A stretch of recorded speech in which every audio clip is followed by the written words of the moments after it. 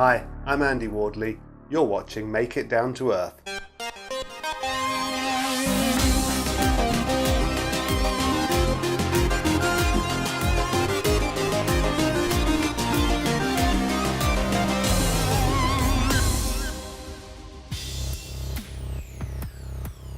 Welcome to my new YouTube channel, Make It Down to Earth, for people who like to make things. I'd like to start off with a series of videos about one of my latest interests, which has quite literally transformed the way I make things, and that is 3D printing. So in this video I would like to share with you my collection of Twisty containers. These were inspired by Devon over at Make Anything. There's a link to Devon's super satisfying twist container video down in the description below. Do go and check it out if you haven't seen it already. Everything here is open source. There's also a link in the description to a GitHub repository where you can find the STL files for all these models if you want to print them out yourself. And there are also all the Fusion 360 models, so you can work through the examples in the video or modify them to create your own designs.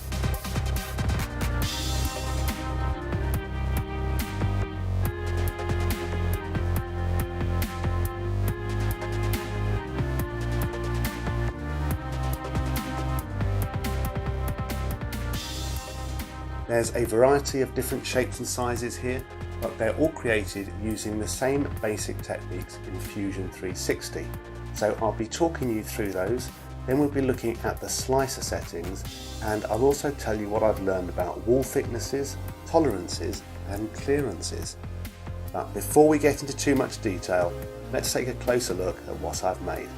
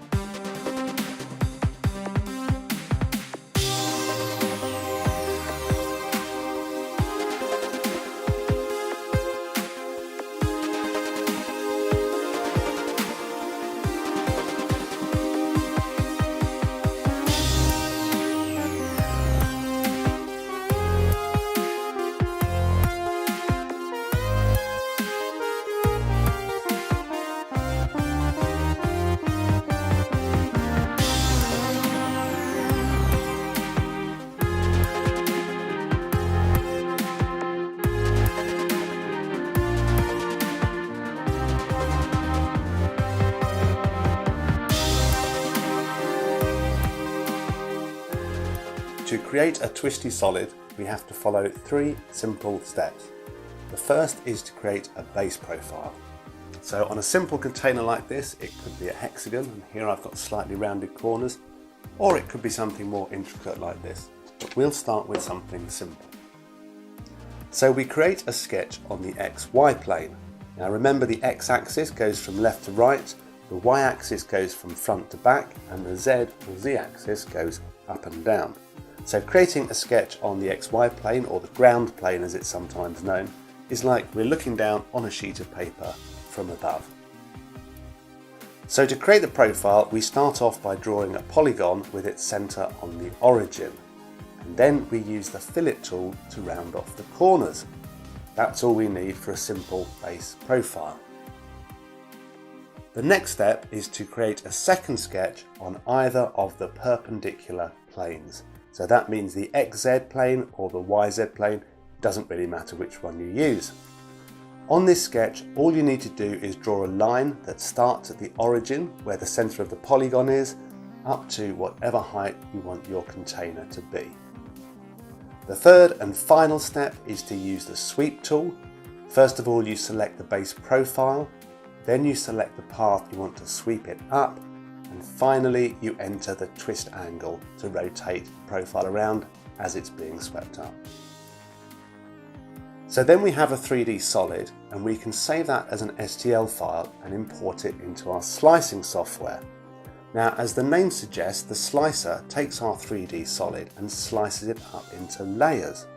It then generates the instructions, or the G-code as it's known, to tell the 3D printer to move the head around, deposit filament and build up the model one layer at a time. So in the normal case, if we printed out a solid model, we would get a solid object. Now, it's not completely solid because I did use the infill option here to reduce the print time and reduce the density of the filament in the middle of the model. But for all intents and purposes, it's solid because we can't put anything in it. And that means it's not much use as a container. Now, you will know from watching Devon's video that the trick here is to switch on vase mode, or as we say on this side of the Atlantic, vase mode. But in fact, the slicing software that I'm using is Cura, and it doesn't have a vase mode or a vase mode. But it does have an option to spiralize the outer contour, and that does the same thing. With spiralize mode enabled, the slicer generates G-code that tells the printer to create a hollow object, like this. And it does that by printing a few layers of the base as normal, and then it traces the outer contour of your solid object with a single continuous spiral of filament.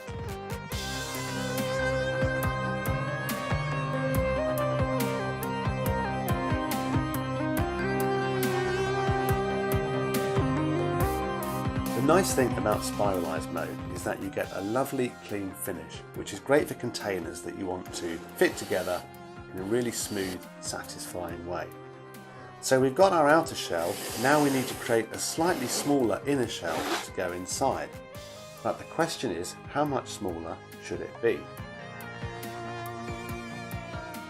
So to answer that question, we can talk about some theory and look at some practice. My 3D printer has a nozzle with a diameter of 0.4 millimeters. Now we have to add around 20% to that to account for the fact that the filament gets squished out to the side as it's extruded. So 0.4 plus 20% gives us 0.48, call it half a millimeter. Now, having printed out a few test pieces in spiralize mode, I then used my trusty calipers of truth to actually measure them and found measurements that typically went from around 0.45 to around 0.55. So we can say that my wall thickness is 0.5 millimeters with a tolerance of plus or minus 0.05. So to see how that works in practice, I printed out a selection of small test pieces here. As well as my solid object, I've got one printed in base vase spiralize mode. I've also got here some that are slightly larger, and in this case this one is larger by 0.6 of a millimeter. So that is allowing 0.5 of a millimeter for the wall thickness and then an extra 0.1 of a millimeter to account for the tolerances. So that's 0.05 for this wall and 0.05 for this wall. We add them together, that gives us 0.1. And as you would expect, they do fit together, but it is quite a tight fit and they're a little bit sticky in places. So here's one which is 0.1 millimeter larger, 0.7 larger in total, that's 0.5 for the wall thickness and 0.2 millimeters of clearance. That one goes together quite smoothly, just about drops down by itself. And another one here, 0.8, so this is allowing 0.3 millimeters of clearance, and that goes on even easier. Now it's worth pointing out that these are only very small test pieces. When you scale your model up to something this size, there will be a lot more surface area, more friction, and it will become harder to close and open your containers. In fact, with this one here, I used a clearance of 0.2 millimeters and I had to drill a hole in the bottom just to let the air in and out to open the container. So with that in mind, I decided that my inner shell should be 0.7 millimeters smaller than my outer shell, allowing 0.2 millimeters for clearance. In designing the inner shell, I also tried to get a bit clever with the handle down here. First of all, you'll notice that it follows the same twisting profile, but also I wanted to have it step in so that the handle and the outer shell are flush when it's closed. So I designed it in Fusion 360 and printed it out in vase mode, and this was the result. As you can see, it didn't work.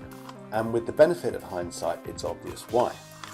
When you have a wall thickness that is only a single filament wide, if you try and step the filament above it in by more than the width of that filament, then it's printing on thin air and has nothing to attach to it. So at this point, I decided to switch off spiralize mode and instead design my inner container part to have a wall thickness of 1mm. While I was at it, I also decided to increase the clearance to 0.3mm because turning off spiralize mode meant I could no longer rely on getting that lovely smooth finish. In fact, I printed out some other test pieces with a wall thickness of 1mm and 1.5, and they do have a slightly rougher surface. And my 0.6 test here doesn't really fit on. 0.7 allowing 0.2mm clearance goes on, but it's tight, and 0.8 is still reasonably smooth. So I decided to go with 0.8, that's 0.5 for the wall thickness and 0.3mm clearance. So going back to my first base profile sketch, I took the outer shell and then created an offset that was 0.8mm inside that. And then I created another offset that was a further millimetre inside that to mark the inner wall of the inner container. With those profiles, we can then use the same sweep technique to create the inner shell. We simply select the profile for the wall here and sweep it up the same path with the same twist as before. Now there are some adjustments we need to make. In particular, we need to chop a little bit off the top of here to account for the base on this, and we also need to chop a little bit off the bottom of the outer shell to account for the handle. To do that, I create a third sketch on the XY plane that I like to call my crop circle. This just needs to contain a circle that's large enough to completely enclose the base profile. We can then use the crop circle along with the extrude tool to create a volume that encloses different parts of our existing models. So to cut off, for example, the bottom 10mm of the outer shell, we just need to make sure the outer shell is visible, and we extrude the crop circle up by 10mm and then select the cut option to remove the bottom part of the shell. We do the same technique to remove the top 1.5 mm from the inner shell to account for the base on here and leave a little bit for clearance too. In this case, I like to select the start of this object as the starting point and move down by 1.5mm to cut off that top part. To create the handle and the base, we use the same technique. Sweep up the outer profile and then crop it at 10mm. In this case, we want to use the intersect tool with an extruded volume that covers the bottom 10mm. And then for the base, we again sweep up the inner profile to get the inner section and cut that off at 1mm using the crop circle again.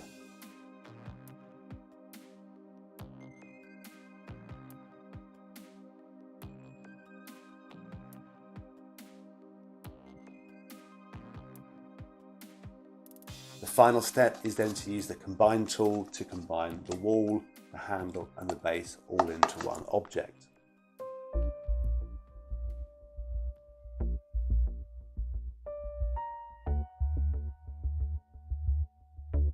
So then I started to think about printing both shells with thicker walls.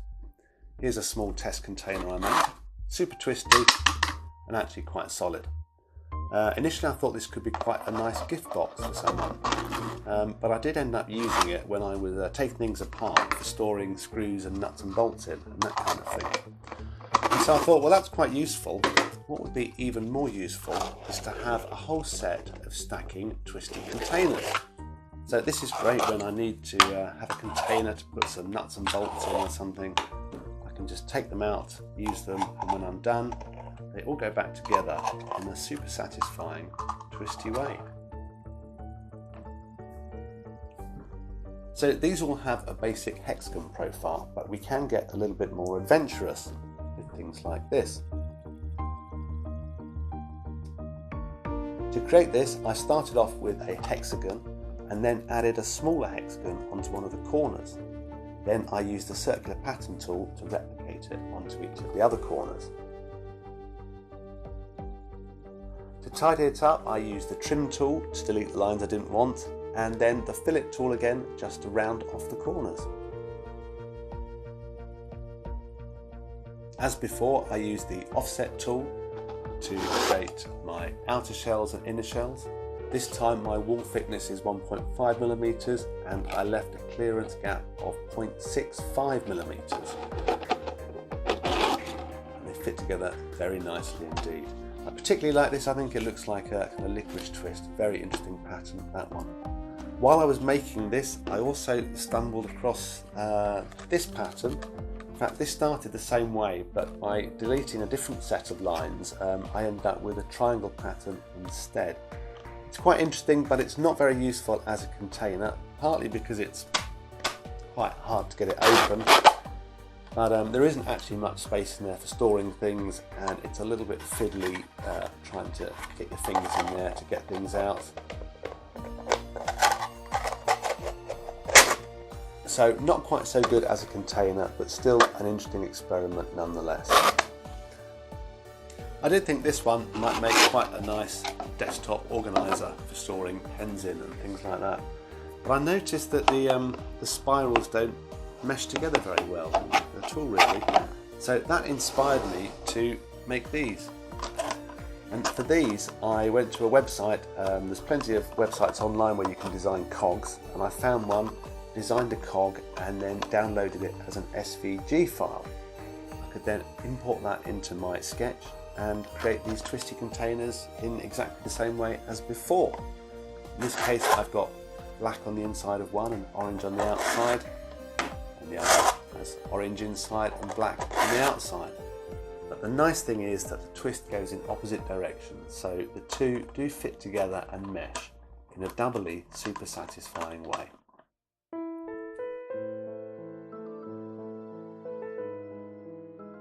And then finally we have this. This is something a bit special, and it's actually going to be the subject of another video in its own right, but I thought I'd give you a sneak preview now. As you can see, it is a super satisfying twist container, and the outside is printed in vase mode. But inside, the inner profile is different, and we have these grooves down the side that twist around. And in here I plan to stick some RGB LED strips so that we can light the whole thing up like some kind of postmodern barber pole animation lamp thingy. Yeah, I need to work on the name of it. Get back to that. There's a detachable base that also uses the same twisty mechanism, and on the inside I have these carriages that hold my PCB. So I've got two in here, one for the power distribution board, and another that will have my microprocessor, probably an Arduino or an ESP32, and that will sit on there to control all the animations. So all of that will be coming in a video real soon. So that's it for this video. Thank you for watching, and a big thanks to Devon over at Make Anything for inspiring me to make these twist containers. Don't forget, everything is open source. You can download the STL files and the Fusion 360 files from the GitHub repository.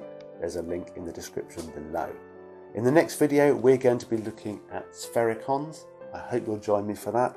I'm Andy Wardley. You've been watching Make It Down to Earth.